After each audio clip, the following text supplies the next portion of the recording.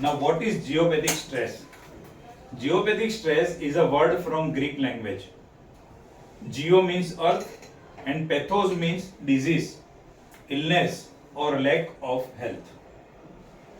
Stress means pressure and GS, geopathic stress means sickness generating from proximity to earth.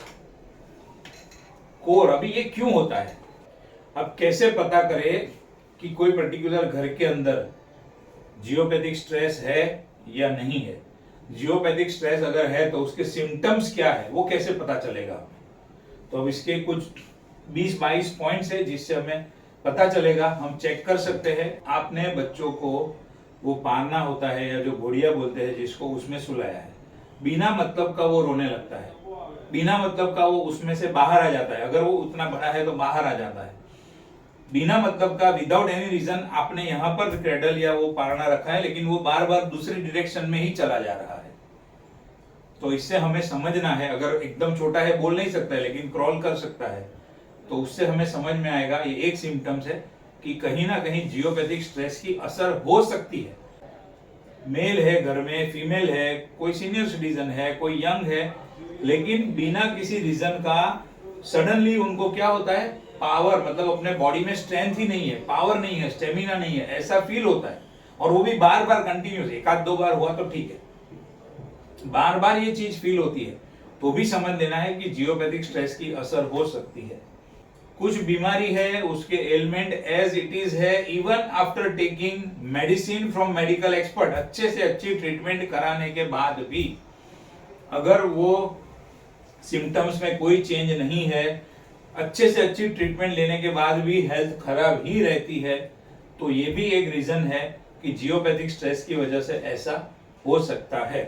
मान लो उसकी sleeping position geopathic stress वाले zone के अंदर है, आप ट्रीटमेंट करवा रहे हो लेकिन बार बार वो ट्रीटमेंट लेने के लिए बाहर जाता है व्यक्ति, घर पे आके वही जोन के अंदर सो रहा है, तो इम्यूनिटी को इफेक्ट करता है जियोपैथिक स्ट्रेस, तो वो दवाई अपना असर नहीं दिखा पाती है। इसके लिए कितने भी मेडिकल ट्रीटमेंट कर ली, लेकिन होता क्या है, स्टेटस को एज इट इज रहता है, कोई इंप्रूवमेंट उसके अंदर देखने को नहीं मिलता है। घर के अंदर जब रहता है तो मान लो उसको फॉर एग्जांपल हेडेक बहुत हो रहा है, घर के बाहर गया, हेडेक गायब, बहुत अच्छे से उसने अपना काम किया, घर पे आया, वापस हेडेक चालू। तो सीधा सीधा समझ में आएगा कि जब व्यक्ति घर के अंदर है, खास करके ये रूम के अंदर, अपने फॉर एग्जांपल अपने बेडरूम के अंदर है, हेडेक बहुत हो रहा है, घर के बाहर निकला हेडेक है ही नहीं, तो कहीं ना कहीं वो जो बेडरूम है या वो जो लोकेशन है घर के अंदर, वो under the influence of geopathic stress है।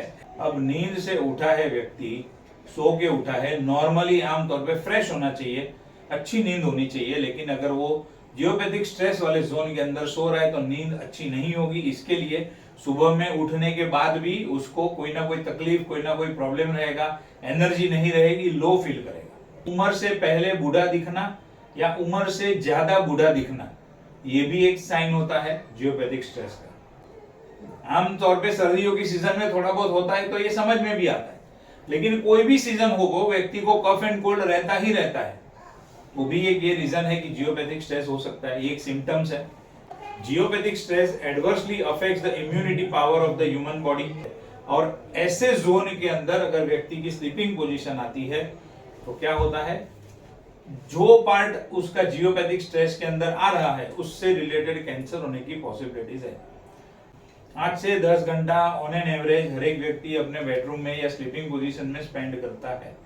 अब वही पोजीशन अगर जियोपैथिक स्ट्रेस के ऊपर आ रही है एग्जैक्ट, तो समझ लो कि 8 से 10 घंटा वो नेगेटिव एनर्जी में जियोपैथिक स्ट्रेस में सो रहा है। पहले ही यहाँ पर बता दिया जियोपैथिक स्ट्रेस क्या करता है, adversely affect the immunity power of the human body, और एक बार इम्यूनिटी गई तो कोई भी चीज, कोई भी बीमारी तुरंत पकड़ लेगी, एलर्जी होने दो, इन्फेक्शन होने दो, कोई भी चीज होगी तुरंत पकड़ लेगी। तो ये बहुत डेंजर चीज है जियोपैथिक स्ट्रेस।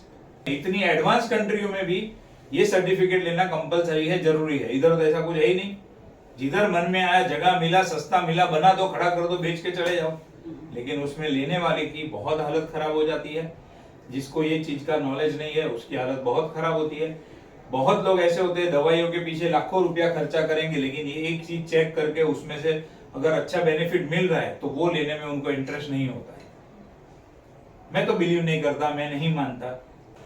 अब फाइंड आउट कैसे करें? How to find geopathic stress with the help of copper L rod that can be found. Digital scanner is also available in market to check the geopathic stress.